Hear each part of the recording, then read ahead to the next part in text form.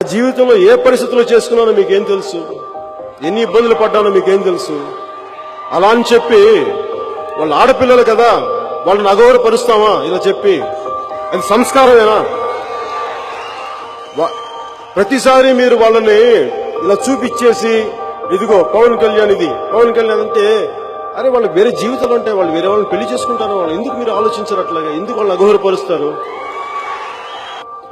ఎక్కడో south America అర్జెంటీనాలో ఉండే ఒక షెగువెరా ఫోటోగ్రాఫ్ ని నేను నా గుండెల మీద వేసుకోవచ్చు, లేదంటే సినిమాలు పెట్టుకోవచ్చు, కానీ నాకు నచ్చిన గోండు వీరుడు కొమరం భీం పెట్టుకోవద్దు, ఎందుకంటే నువ్వు ఆంధ్రాడు అంటే నాకు బాగా ఇష్టం.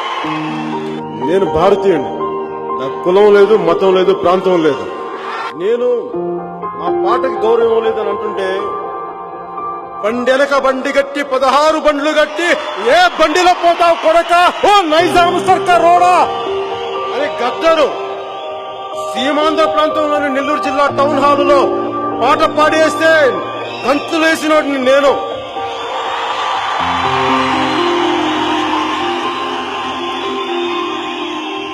ఝమ్ ఝమ్మల్ మరి ఎయ్యకల్లో జరి, ఝమ్ ఝమ్మల్ మరి ఎయ్యకల్లో జరి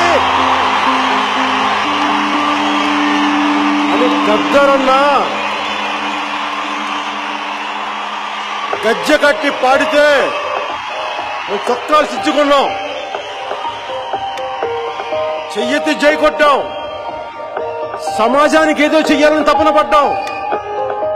అది మాకు తెలంగాణ ఆటపాట మీద గౌరవం, సీమాంధ్ర ప్రజలందరికీ. అందుకే నేను ఇక్కడ ఉన్నాను. ఆ తెలంగాణ ఆట పాట నన్ను ఇక్కడ కూర్చోబెట్టి ఇక్కడ నిలబెట్టింది.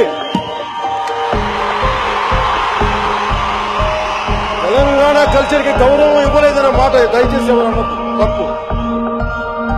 నిజంగా సీమాంధ్ర ప్రాంత ప్రజల అభిమానం ఎలా ఉంటుందో, ఇక్కడ ఫ్యూడలిస్టిక్ వ్యవస్థకి మారుపేరమైన కొంతమంది గద్దర్ గారి మీద దాడి చేస్తే ఆయన అజ్ఞాతవాసంలోకి వెళ్ళిపోయారు. ఆయన హక్కుని చేర్చుకుంది సీమాంధ్ర.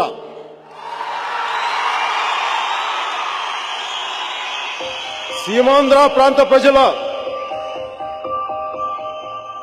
ప్రేమేంటో అభిమానం ఏంటో తెలంగాణ ప్రజల పట్ల మృత్యువును జయించి పాటాయి మోగుతున్న గద్దరను అడగండి, ఆయనకు తెలుస్తుంది, మీరు చెప్పొద్దు నాకు.